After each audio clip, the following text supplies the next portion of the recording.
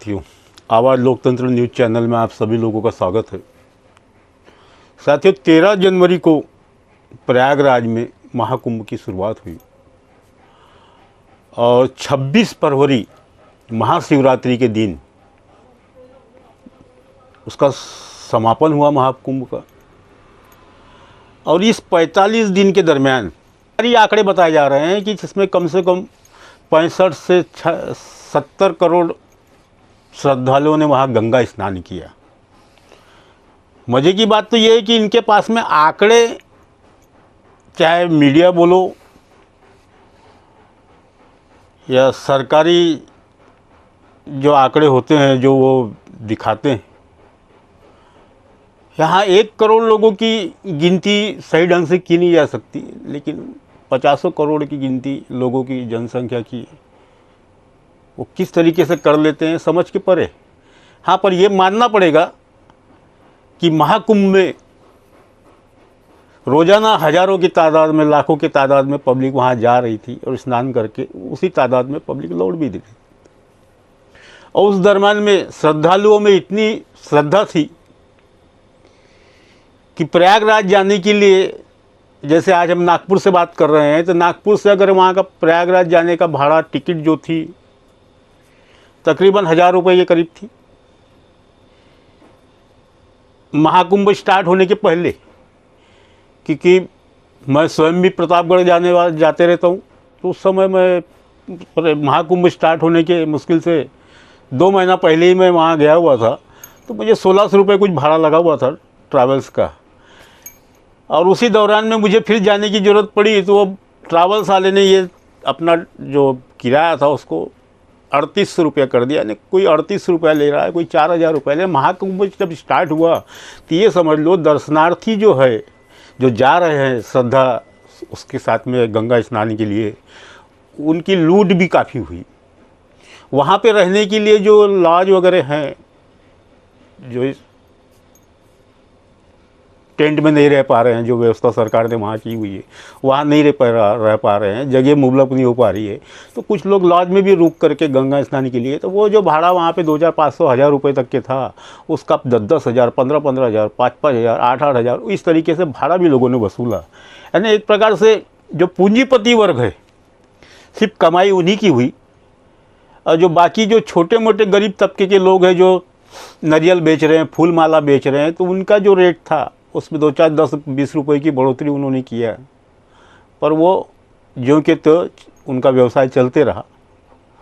लेकिन सबसे ज़्यादा फायदा महाकुंभ में हुआ है तो सिर्फ पूंजीपति वर्ग को हुआ, और जो आम जनता है कितनी कठिनाइयों में, कितनी परेशानियों से वहाँ तक के पहुँची, ये तो वही जानते हैं। और रही बात सरकार की, तो सरकार ने अपने तरफ से जितनी कोशिश हुई, जितना उनसे बना, हर तरह से उनने भरसक प्रयास किए।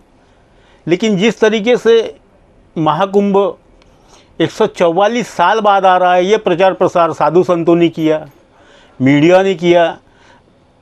मेन तो मीडिया ने किया है, अखबारों ने किया है कि 140 साल बाद आ रहा है, जो कि 140 साल नहीं, आप देखेंगे गूगल पे सर्च करेंगे तो ये हर 13-14 साल के बीच में महाकुंभ आता है। क्योंकि ग्रहाबाद स्नान का, अगर गंगा स्नान करने से, जैसा हमारी आस्था है, मानते हैं कि हमारे पाप धुल जाएंगे। अगर मन ही तुम्हारा स्वच्छ है, तुम सादे पानी से भी नहाओगे तो तुम्हारे पाप धुलेंगे। इसीलिए हर इंसान रोज़ नहाता है, भगवान की पूजा अर्चना करता है। यानी 50 साल तुम पाप करो और एक बार महाकुंभ आएगा, तुम जाके स्नान कर लोगे, तुम्हारे पाप धुल जाएंगे, ये तो हो नहीं सकता है। ये हमारी आस्था है, हम उसे मानते हैं, अच्छी बात है, मानना भी चाहिए। लेकिन जिस तरीके से एक प्रोपोगंडा किया जाता है और उसमें जिस बेतासा तरीके से पब्लिक वहाँ जाती है और उसे हम कंट्रोल भी नहीं कर पाते, वहाँ भगदड़ मच जाती। मच जाने के बाद में उस समय भगदड़ में कितने लोग मरे, कितने लोगों के जान माल को हानि हुई, बच्चों को हुई, ये सही आंकड़ा नहीं बताया गया। ये सही आंकड़ा आज तक नहीं आया हुआ है। और जो घोषणाएं सरकार कर देती है कि जो वहाँ पे मौतें हुई है हम उनको 25 लाख देंगे, 50 लाख देंगे, 40 लाख देंगे, 1 करोड़ देंगे, जो भी बोलती है, ये तो जो की मौत हो गई जिसकी बेचारे की परिवार की व्यक्ति की, वो तो आज भी उसका परिवार ही जानता है कि वो रकम पाने के लिए, वो पैसा पाने के लिए उसको कितने एड़ी चोटी के जोड़ लगाना पड़ेगा, क्योंकि वहाँ पे जो सरकार बैठी हुई है वो माननीय आदित्यनाथ योगी जी की, और ये भली भांति वहाँ की जनता जानती है, उत्तर प्रदेश की,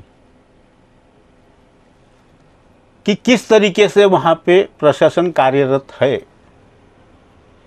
जो तबका ऊंचा है उसी तबके की सुनवाई वहाँ होती है, फिर वो जिस समाज का हो। मैं किसी भरसक किसी एक समाज का नाम नहीं लूँगा, किसी एक जाति का नाम नहीं लूँगा, लेकिन फ़ायदा सिर्फ उन्हीं लोगों को होता है, सुनवाई उन्हीं लोगों की होती है, कार्रवाइयाँ भी उनकी शिकायतों पर उन्हीं के पक्ष में होगी।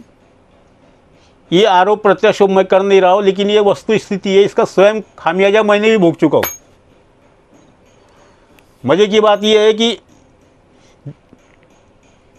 आपने ये भी देखा होगा, सुना होगा, गौ रक्षा के ऊपर में जितना कठोर कानून है और बनाया गया है, लेकिन सही तरीके से उसकी अमलबजावनी भी वहाँ नहीं होती है। हज़ारों की तादाद में, सैकड़ों की तादाद में वहाँ उत्तर प्रदेश के अंदर गाय खुला घूमती हैं। जो छोटे मोटे किसान हैं उसकी फसलें चौपट कर डालती हैं। जिसके पास में 2 एकड़ ज़मीन है, उसका परिवार रात भर जा कर के वहाँ निगरानी करता है अपनी खेती बचाने के लिए, फसल बचाने के लिए। लेकिन ये छुट्टा जो जानवर होते हैं, जो 100-50 की झुंड में घूमते हैं, गौ माता हैं, और रात में जा कर के उनने अगर कोई वहाँ चौकीदारी नहीं कर रहा है, कोई उसकी देखरेख नहीं कर रहा है, तो पूरी चौपट कर देती है। ये सब सारी चीज़ों के ऊपर में सिर्फ कागजी जो ढकोस लेते हैं वो किए गए हैं, लेकिन उनका सही तरीके से गौशाला में उनको रखना है, उनके लिए जगह निर्धारित कर करके वहाँ चारे की व्यवस्था करना है। फंडिंग की जाती है, लेकिन जिस व्यक्ति को गौशाला दी जाती है उसमें से अधिकांश 80% तो लोग गौशाला को चारा देते ही नहीं है, पैसा हजम कर जाते हैं। कई मौतें वहाँ हो चुकी है, कई गौ हत्याएँ वहाँ हो रही हैं, सारी चीज़ें हो रही है।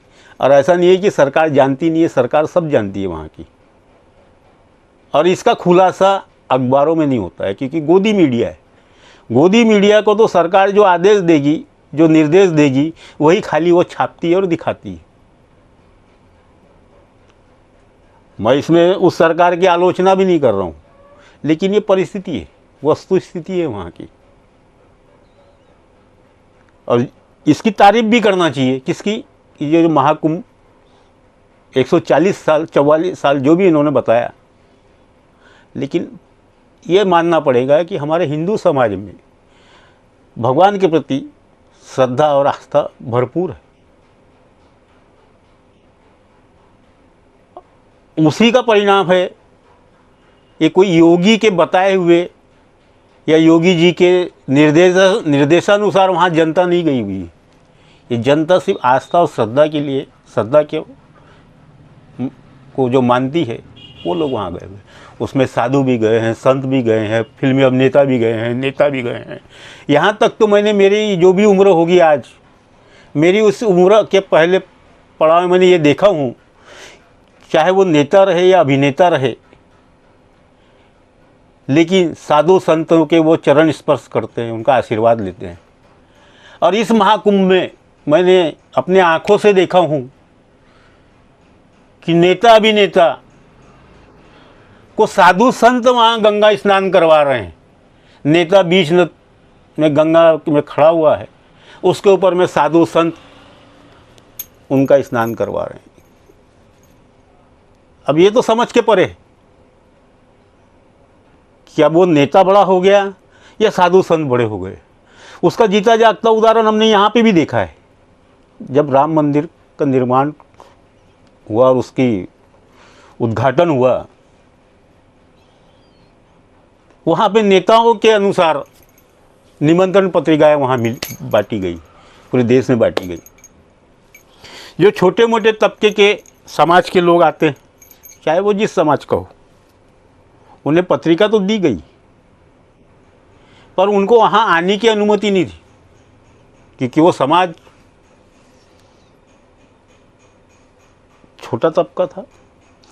लेकिन मज़े की बात यह है कि वह अंकुश यहाँ ये लोग नहीं लगा पाए। गंगा स्नान के लिए हर समाज का व्यक्ति, हर धर्म का व्यक्ति वहाँ गया। अगर इनकी वो मन चलती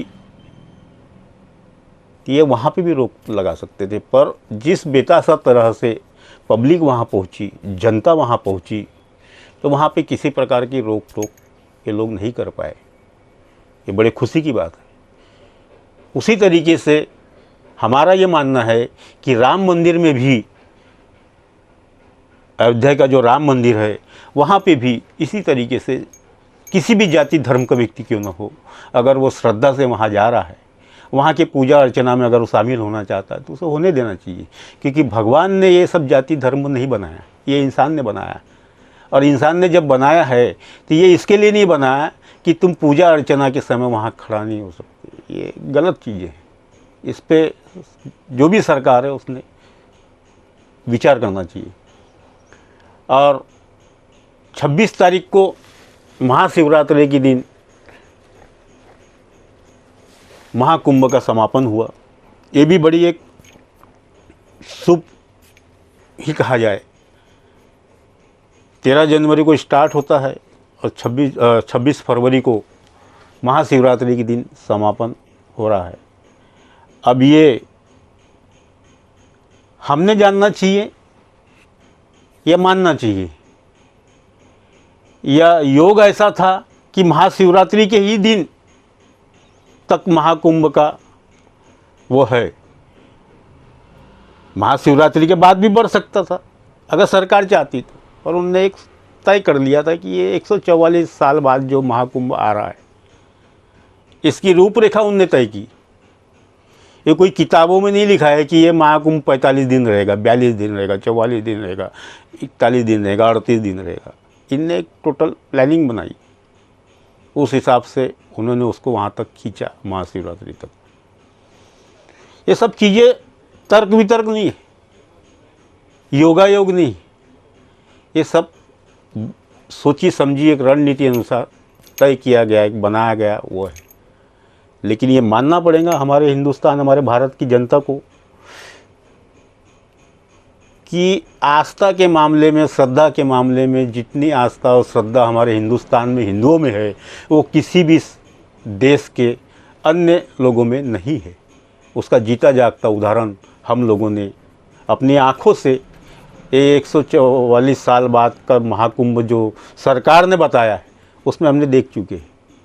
ये कोई साधु संत योगी संत महाराज ने नहीं बताया कि 144 साल बाद आ रहा है। ये तो बाकी लोग भी जानते हैं, प्रयागराज के भी लोग जानते हैं, अयोध्या के भी लोग जानते हैं कि महाकुंभ प्रयागराज में कितने कितने सालों बाद आता है, और वो गंगा स्नान वहाँ करने जाते हैं। अभी हम समापन के समय की जो 26 फरवरी को महाकुंभ समापन हुआ, उसमें हमारे कुछ साथी लोग भी वहाँ, मीडिया के पत्रकार के साथी लोग भी वहाँ उपस्थित थे। उन्होंने भी क्या बोलते गंगा स्नान किया। आइए दिखाते हैं उनकी कुछ झलकियाँ आपको। नमस्कार, हर हर गंगे। मौजूद हूँ प्रयागराज के संगम तट पर। महाशिवरात्रि का ये अमृत स्नान है, महाकुंभ का आखिरी अमृत स्नान माना जा रहा है।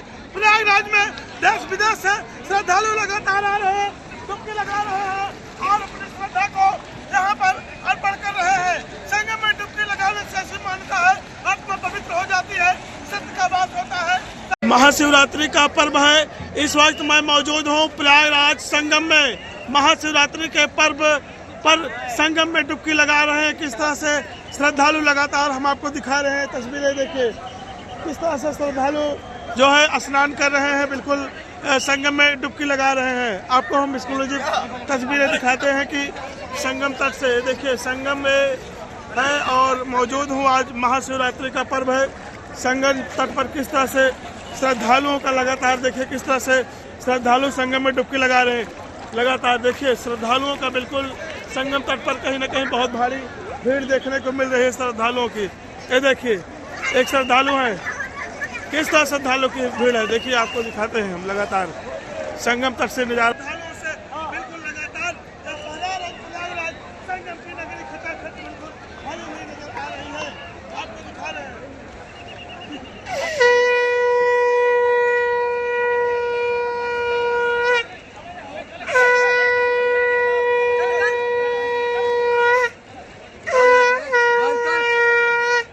वक्त है। बिल्कुल देखिए माँ गंगा के घाट पर किस तरह से श्रद्धालुओं का जनसैलाब देखने को मिल रहा है। आप देख सकते हैं सीधे तस्वीरों में त्रिवेणी घाट पर मौजूद हूँ, संगम तट की नगरी पर, संगम जोन पर मौजूद हूँ। शिवरात्रि का पर्व बीत चुका है, फिर भी श्रद्धालु लगातार डुबकी लगा रहे हैं। लोग जो है संगम में डुबकी लगा रहे हैं। ये संगम नोज है, देखिए, ये देखिए किस तरह से है। उधर से माँ गंगा का आगमन हुआ है, इधर से जमुना जी का आगमन हुआ है। जी तस्वीरें हम दिखा रहे हैं इस वक्त की, देखिए किस तरह से है। देखिए उधर से माँ गंगा आई है और ये देखिए त्रिवेणी घाट है, और इधर से देखिए माँ जमुना जी आई हुई है।